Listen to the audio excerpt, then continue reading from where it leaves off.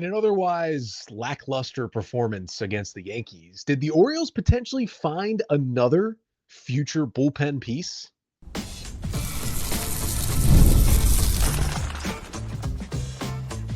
You are Locked On Orioles, your daily Baltimore Orioles podcast. Part of the Locked On Podcast Network, your team every day. Hey there, Orioles fans. Today is Friday, September 19th, 2025, and welcome back into the Locked On Orioles podcast, part of the Locked On Podcast Network, your team every day. As always, I'm your host, Connor Newcomb. And coming up on today's episode, we are going to recap the Orioles' 7-0 loss to the New York Yankees on Thursday night. I'll recap the game, talking about an okay start from Cade Povich, a rough night for Chase McDermott, but a good Orioles debut from José Castillo. Then we'll talk about some prospects. We did this on Thursday's episode, talked about 6 prospects who really impressed kind of out of nowhere this year.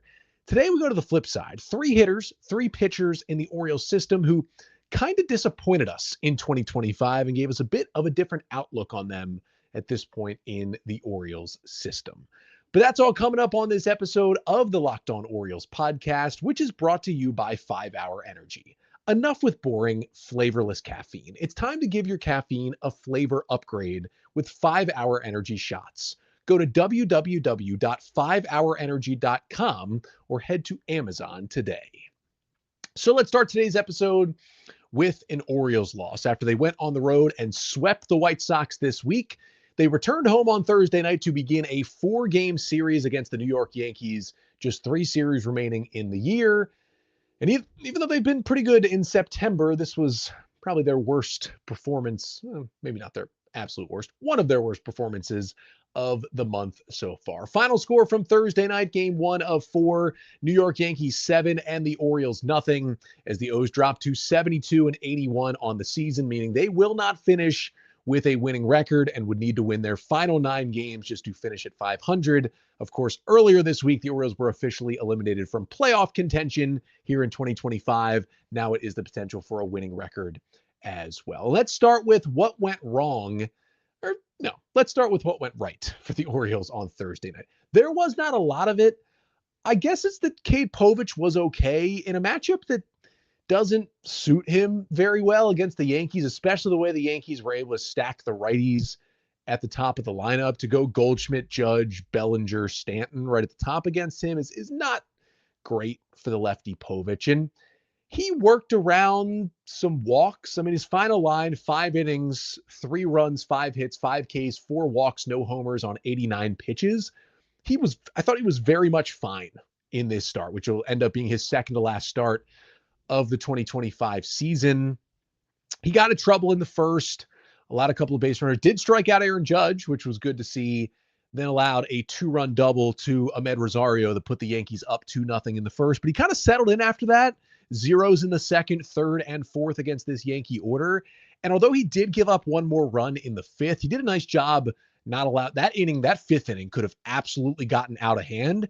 He did a nice job to roll a double play ball, get out of a jam. They intentionally walked Judge, and he got Cody Bellinger to pop out with a couple of runners on to keep it 3-0, which ended up being his final pitch of the day, pulled after the 5 innings. But it's going to be, again, I'm going to do my usual kind of recapping pretty much every player's season, each of them getting their own episode as we start the offseason next month. And I think Cade Povich is going to be one of the interesting ones because it was kind of a roller coaster. It was a lot of mids, some good, some bad. There's questions about where he fits next year, especially if the Orioles hopefully do upgrade the rotation this offseason. He'll be good depth. He'll still have options. He can certainly start the year in AAA, but is he a part of a trade? Does he go somewhere else? Is he a future starter? Is he a future reliever? It's intriguing to me. I don't know really where the package fits for Cade Povich right now. I think he's at least a big league level pitcher. I don't really know what role that is or where that ends up being, but I don't know. It was fine enough. Unfortunately, behind him, it was a doozy for Chase McDermott in his Oriole Park debut. He recorded just 1 out. He allowed 4 runs, 2 hits, 3 walks, and no strikeouts. Yes, McDermott also gave up 4 runs in his outing, or well, not his Oriole Park debut, his Oriole Park debut as a true reliever. McDermott did give up 4 runs on Tuesday night in Chicago as well. That was a little different, right? He should have had a 0, drop 3rd strike with 2 outs. allowed the inning to continue. That one, I honestly thought he looked pretty good on Tuesday night. He did not look good at all on Thursday, like had just basically zero command of anything. The one out was a laser from Aaron Judge that was luckily hit right to Tyler O'Neill in left field and still resulted in a run because it was a sac fly. It'll be better for Chase McDermott. It'll be better, but it was at least a little better for Cade Povich at times on Thursday night. What went wrong from this one is that the Orioles lineup basically showed no life in this one. Now, you got to give credit to Max Fried. I mean, he was just unbelievable. 7 scoreless innings, 3 hits, 13 strikeouts, and 1 walk for Fried. And honestly, on 87 pitches and the way the Orioles offense looked, he easily could have thrown a complete game shutout. The Yankees didn't really need him to. They, got their mop-up guy, Paul Blackburn, in there to finish the final 2 innings on Thursday night. But, I mean, Max Fried's been fully worth that big contract he signed with the Yankees this offseason, now to 2.92 ERA, and he's pretty much been healthy all season. I mean, the biggest moment of the game probably for Fried was in the 6th. The Orioles got a couple of hits from Ryan Mountcastle and Gunnar Henderson, and they had 2 on and 2 out. It was still 3-0, and they had Tyler O'Neill at the plate, who, when healthy, is certainly a lefty masher, and it was a long battle with O'Neill. And he struck him out on a high fastball at 98 to get out of the jam. It was really it was one other time, like in the 2nd inning, the Orioles had a couple on, but really the only time it felt like they challenged Fried.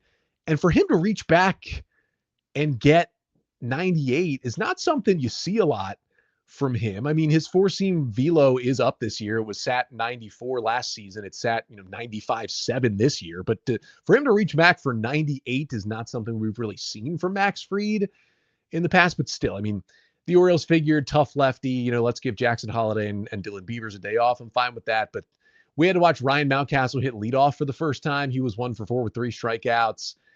I mean, we got Jorge Mateo and Luis Vasquez in there at the bottom of the lineup. They combined for an 0 for 6 with 3 Ks. It was not a banner night for the Orioles offense. Certainly that's not a lineup I think we're going to see again for multiple reasons, but that comboed with Max Fried, it was not good for the O's in the hitting department. And the shout out from the loss on Thursday night, it's got to go to left-hander José Castillo, the 29-year-old left-hander reliever who the Orioles claimed off waivers from the Mariners on Monday, activated him on Tuesday, and then Thursday night he makes his Orioles debut. 69th player to appear for the Orioles in 2025, extends a franchise record for players used in a season. And Castillo's bounced around. Now his 4th team this season has pitched for the D-backs, the Mets, and the Mariners as well this season, along with a lot of time he spent with the Padres in his big league career dating back to 2018. Before that, hit kind of a full breakdown on Castillo back on Wednesday's episode if you want to go and check that one out. But he was good. Now, was it a 7-0 game when he came in there? Yeah, so you take it with a little grain of salt, but inning and 2/3, 1 hit, 3 strikeouts, no walks on 23 pitches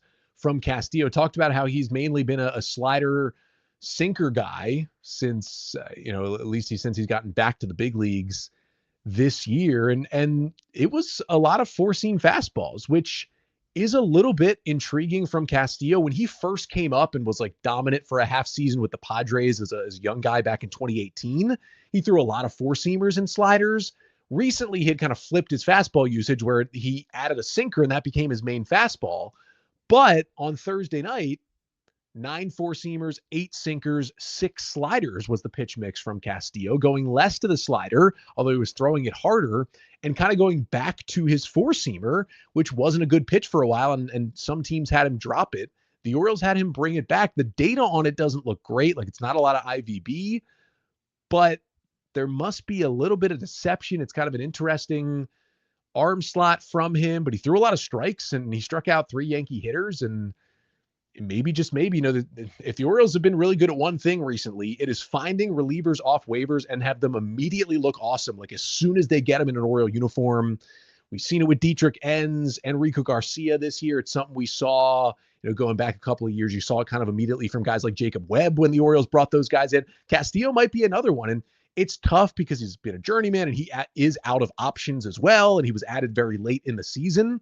But, he's going to make a handful of more appearances before the end of this year. You would think out of the Oriole bullpen, if the O's like what they see, why couldn't he stick around and be a guy who competes for a spot, especially as a lefty, which the Orioles kind of need another good lefty with Cino Perez not really working out and questions about Keegan Aiken and Grant Wolfram is back in AAA at this point. So there's an opening for Castillo to get some outings. And I thought it looked good. I'd like to see even more of the sliders, but interesting that they brought back the four-seamer and used it to success. So we'll at least see here down the stretch. But for the Orioles, it wasn't a good season in the major leagues. We know that. It's now officially not going to be a winning season. That'll stop the streak of 3 consecutive winning seasons in Baltimore dating back to 2022. In the minor leagues, there's been some important development going on, but it hasn't been all good. There's certainly been some prospects, as there are every year, who disappointed us a little bit in 2025. Coming up next, start with 3 hitting prospects who kind of missed the mark this season. That's right after this. But first, this episode of the Locked On Orioles podcast is brought to you by Zippix Toothpicks. Whether you're looking for nicotine satisfaction or an energy boost, Zippix has you covered with their nicotine and caffeine-infused toothpicks. For nicotine users, Zippix provides a discreet way to satisfy cravings and the hand-to-mouth habit without vaping or smoking. Zippix can be a helpful tool as you work to reduce your dependence on vaping. Available in 6 great flavors with 2 milligram and 3 milligram nicotine options. And if you need energy without the crash, their caffeine toothpicks are a game changer. And they're good for big meetings, long drives. The caffeine toothpicks, they can give you energy without the jitters. They got a flavor called peppermint watermelon. So go to zippixtoothpicks.com and use code LOCKEDON for 10% off your first order. Must be 21 or older to order. Warning, nicotine is an addictive chemical. That's zippixtoothpicks.com, promo code LOCKEDON. Zip more and smoke less with Zippix toothpicks. So the Orioles a pretty flat loss to the Yankees on Thursday night. There's some prospects in their system who kind of came out flat and continued that way in 2025. On Thursday's episode, I went through 3 hitters and 3 pitchers who really kind of burst onto the scene and were breakout prospects who impressed us in the Orioles system in 2025. So make sure to go back and check that one out. On today's episode, we're kind of going to do the flip side. 3 hitters and 3 pitchers, prospects in the Orioles system this year who kind of flopped, right?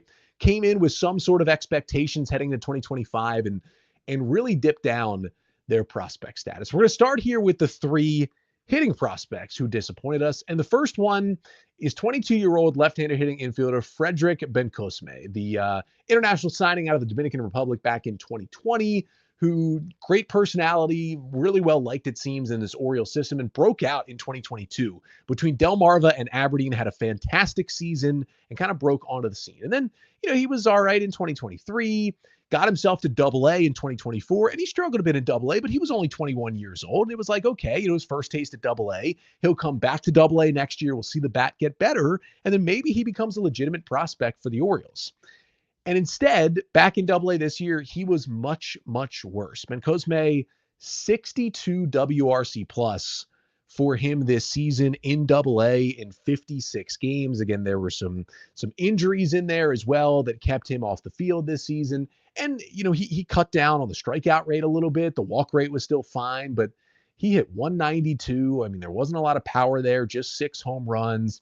This is a guy who used to run a lot. He stole 28 bases in 2024 in AA, and now in much less games, but he stole only 3 bases this year. So you would think an injury had to do something with that as well. He, was in and out a couple of times and did not play in a game after August 10th this year. There was also a part about 6 weeks from June to July where Bencosme missed some time. So you can chalk some of it up to injuries, but he's going to turn 23 in December. It's not like he's old or anything, but he's going to go back to AA for the 3rd time, you would think, in 2026. And that's going to be a kind of a prove it year for him. He's going to need to step up or he's probably not going to make it. So we'll see. Again, he did have a 203 BABIP as well. There was some bad luck against him, not just with the injuries, but when he was on the field as well, but just really not impacting the ball as much as he was in the lower minor leagues. So interesting year if he makes it to next season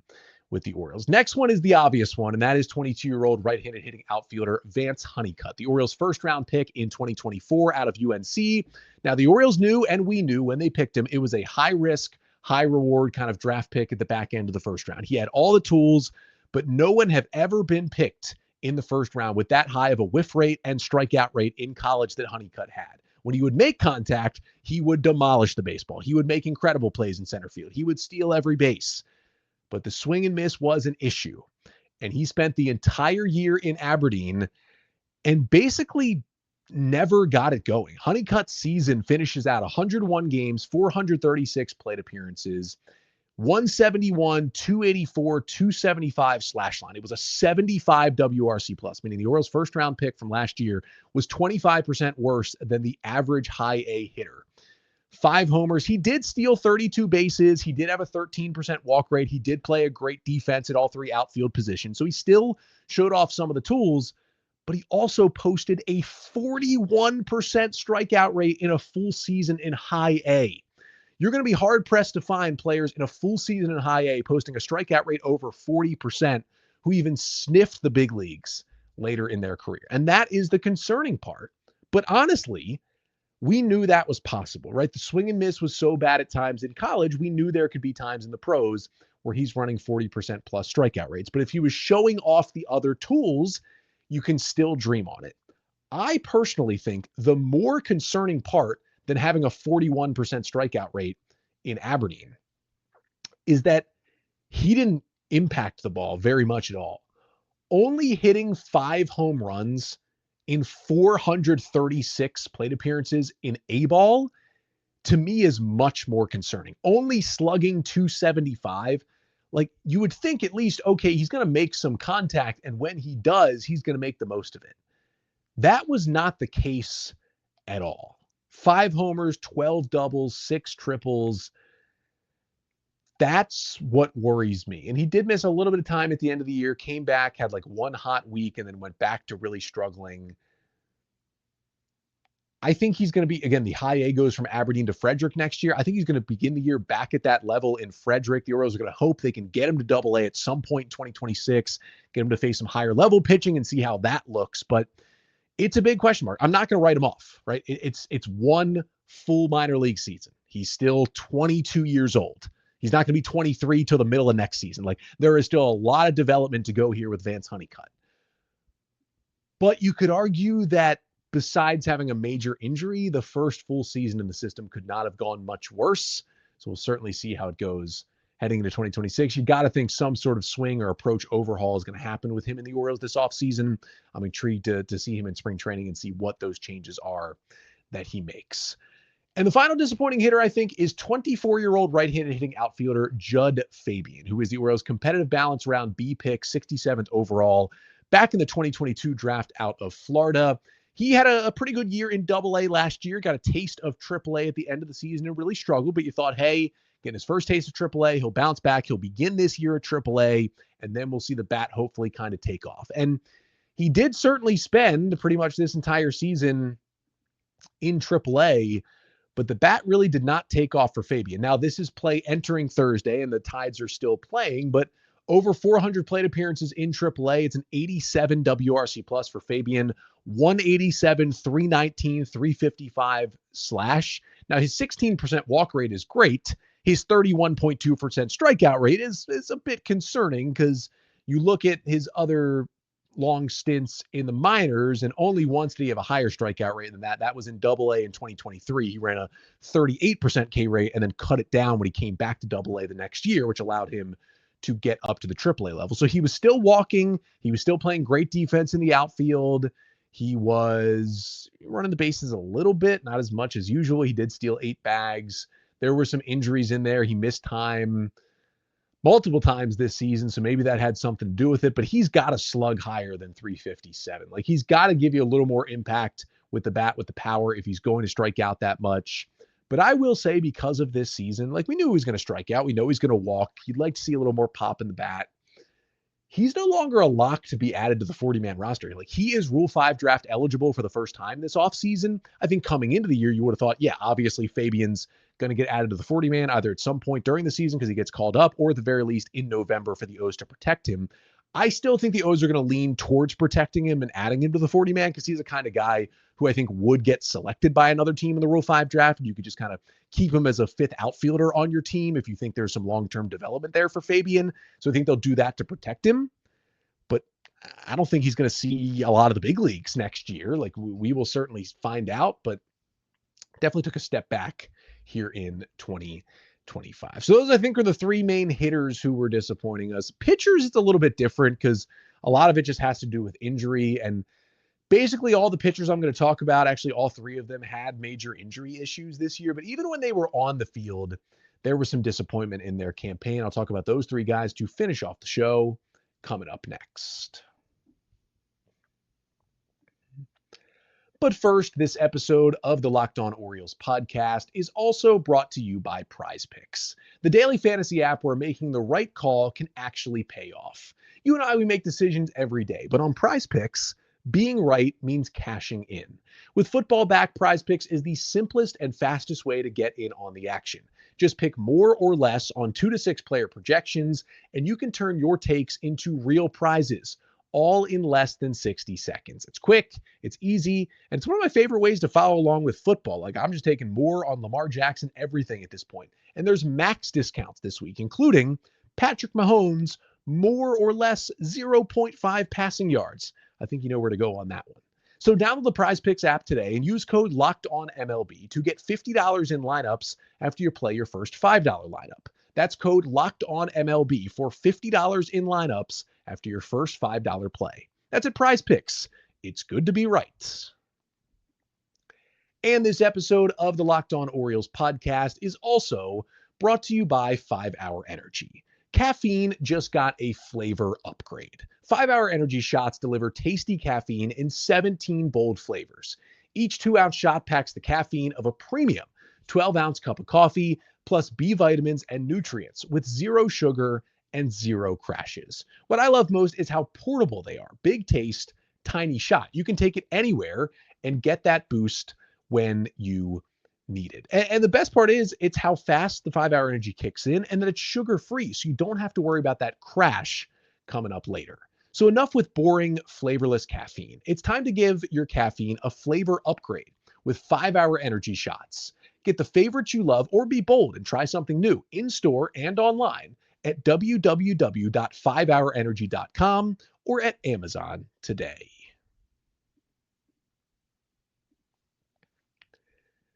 So I gave you the 3 hitters that I thought disappointed in the Orioles system this year. We move it over to the 3 pitchers who disappointed in the O system this year. And again, the caveat is most of the guys who are even be considered in this category had some sort of injury. That is the nature of pitching in professional baseball in 2025. You're probably going to have injuries, and all these guys had injuries. Let's start with 24-year-old right-handed pitcher Juan Nunez, who's one of the 4 arms who came over to the Orioles from the Twins in the Jorge Lopez deadline deal back in 2022. Now, Nunez had an incredible season in Aberdeen last year. He was awesome. He was maybe the best pitcher on the Ironbird staff at times. He posted a 2.45 ERA when he was healthy, but he also wasn't healthy for that long. He had a pretty serious shoulder injury that kept him out for most of the year. And the Orioles, although he was Rule 5 eligible, did not add him to the 40-man because he was injured. He was 23 years old, and he had never pitched above A ball. But the San Diego Padres took a chance. They drafted him in the Rule 5 draft. They brought him to spring training. He had some more injury issues there, and ultimately, he did not make the Padres roster, so he was returned back to the Orioles system. He went to Double-A, and he was good when he was there. 26 strikeouts in 14 innings, although he did walk 12 batters. And then there was another injury, and he did not pitch after May 20th this year. I was looking for reporting. There may be some out there. Let me know in the comments here if there was. Not sure if it was the same shoulder injury or a different kind of arm injury for Nunez, if it was Tommy John or not, but he didn't pitch for most of the season. And now, after he was a guy who got selected in the Rule 5 draft by a smart team in the Padres, he is just a gigantic question mark moving forward. Now, it's not like he was one of the Orioles' top prospects who they were counting on. He is ranked 20th in the organization over at FanGraphs, so still a nice pitching prospect certainly to have if he's healthy. He just wasn't that this year. And it's a good fastball. It's a good slider. It's not great command. And I'm just intrigued to see if we see him and what we see out of him from Nunez next year, because he will be 25 and probably going back to Double-A if he's healthy. Next one is 19-year-old right-handed pitcher Keeler Morphe, 2023 international signing out of Venezuela. Absolute flamethrower from the right side who dominated the FCL last season and got up to single-A Delmarva to end the year.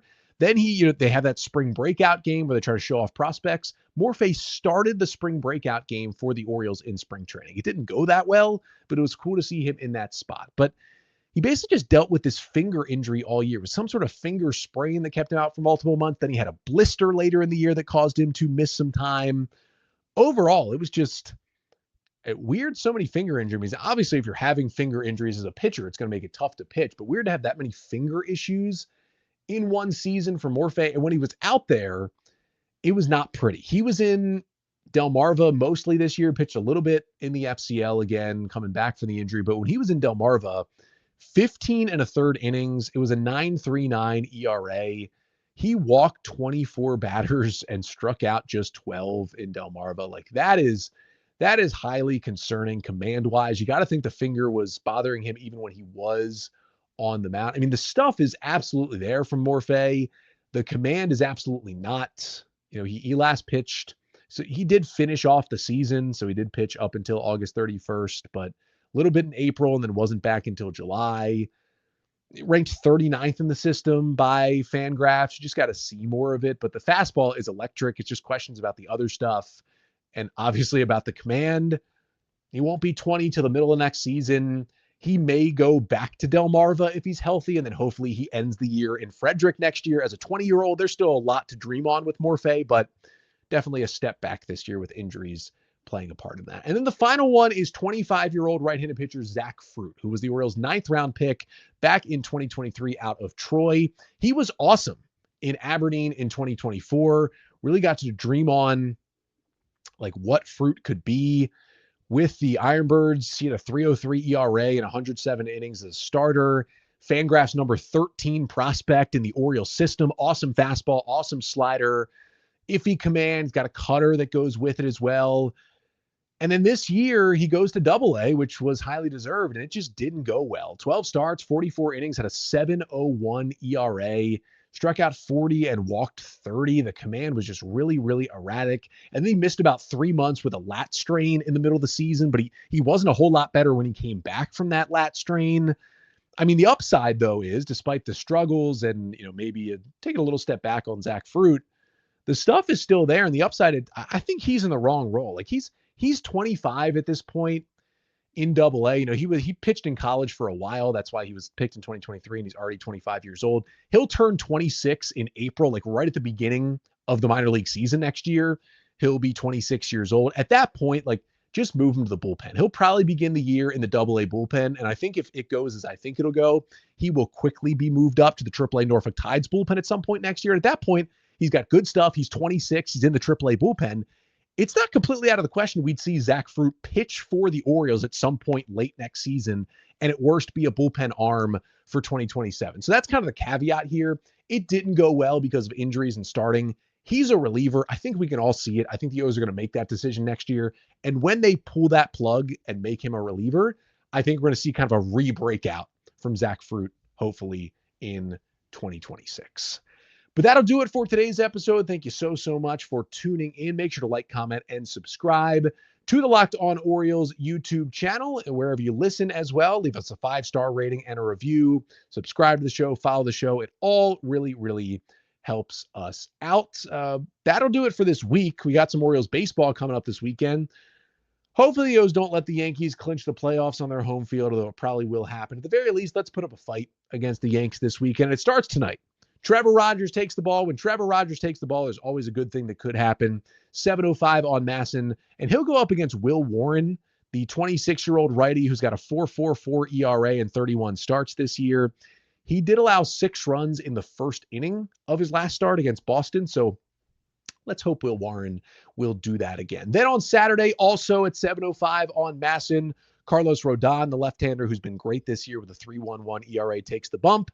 And Tomoyuki Sugano will face off with him on Saturday night in what could be the final start for Sugano at Camden Yards. We'll kind of see how all of that plays out. And then finally, the series finale on Sunday, 1:35 on Masson. Kyle Bradish takes the ball for the probably penultimate time of the season. I think he'll get one more start in before the season ends. And then you got to be careful with this one. The 24-year-old rookie righty, Cam Schlittler. Again, Kevin Brown, watch out for that one. It is Cam Schlittler who will take the ball on Sunday. He's got a 3.41 ERA in 12 starts to begin his career, although the last few starts been a little bit shaky from him. So we'll see if the O's can get to him on Sunday. Then I'll be back on Monday recapping the final 3 games of this series between the Orioles and the Yankees. Until then, I'm Connor Newcomb, and this has been the Locked On Orioles podcast, part of the Locked On Podcast Network. Your team every day.